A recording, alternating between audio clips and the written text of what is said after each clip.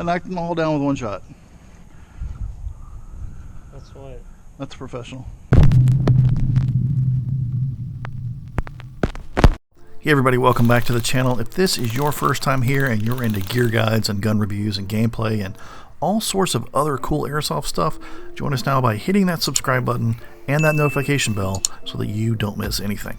Today we're looking at this G&G GR14 imitation woodstock airsoft gun. It is a 1-to-1 replica of the iconic M14, which was standard US military issue for a short time between the late 50s and the late 60s before being replaced by the M16. And it's been used for training for much longer than that. If you've ever seen the movie Full Metal Jacket, it's another iconic scene in there where they're walking around the barracks with their M14 singing that song, "This is my rifle, this is my gun."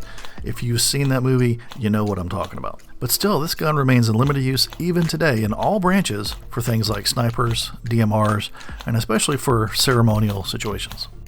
This one right here is provided to us for review by Fox Airsoft, where you can get it for $220. And we're going to go over all of it, but first, let's see what's in the box. Oh, what's in the box? This is a G&G GR14. It is indeed very long. It's probably not fitting completely on the screen, so we'll give a little back and forth here. Product catalog, GR14 owner's manual, and then some product warranty stuff. Little bag of BBs. The longest unjamming rod I've ever seen. M14 style high cap winding magazine. It is metal. I'm guessing this is probably about a 400 to 450 rounder. And we got the gun. Ooh. It may be imitation wood, but it's certainly still got quite a bit of weight to it.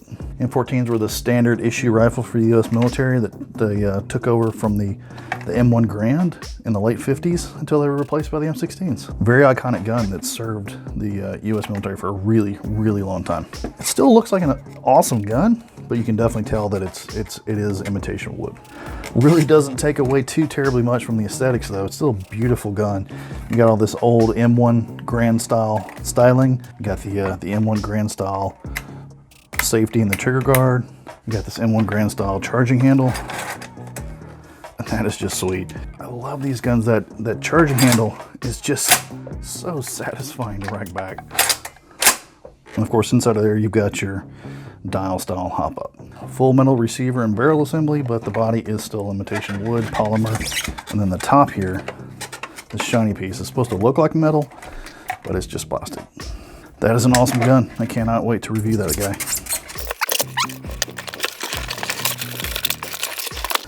All right guys, let's go over this really quickly because we definitely want to get it outside and get shooting at some targets. As we said, this is a 1-to-1 M14 replica. It's got a metal receiver, metal barrel assembly, imitation wood body, but still from a distance it looks pretty realistic.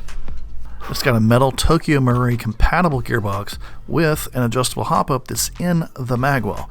You got to pull the handle back to get access to that adjustable hop-up.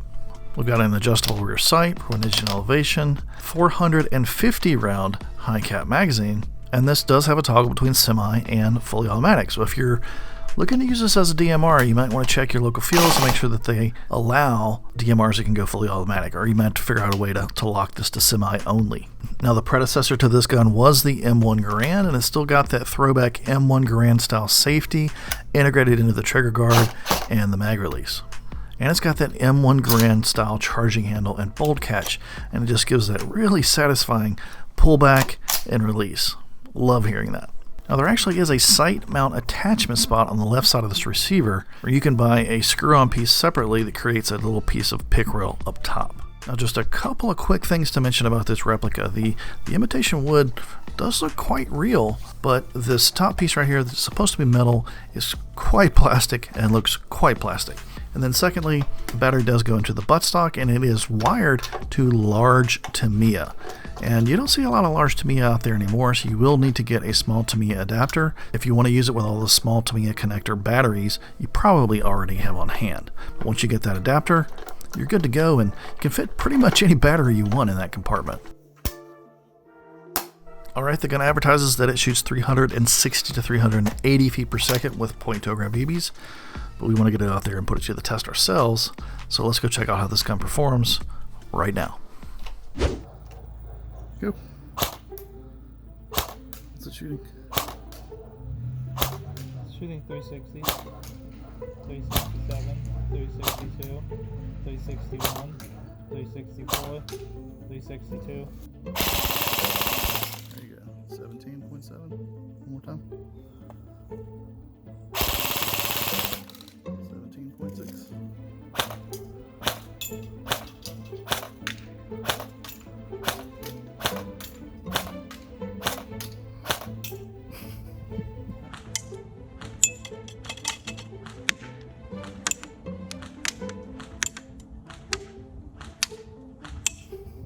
I'm hitting it, but it won't go down. I think you're not hitting it. The gun is pretty darn accurate. We're hitting pretty decently small targets from about 100 feet away on a pretty consistent basis. It's definitely kind of headshot on demand, and you feel like you could shoot the wings off of flies.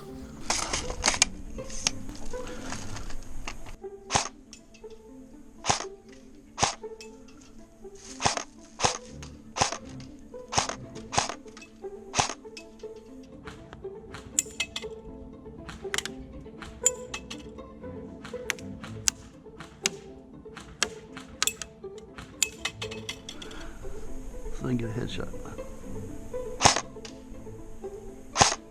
Boom.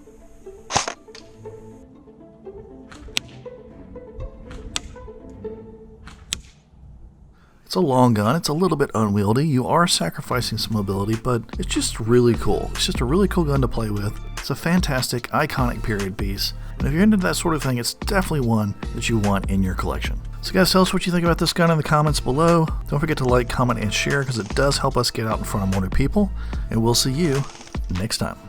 Shoot the wings off the flies. I don't know what that means.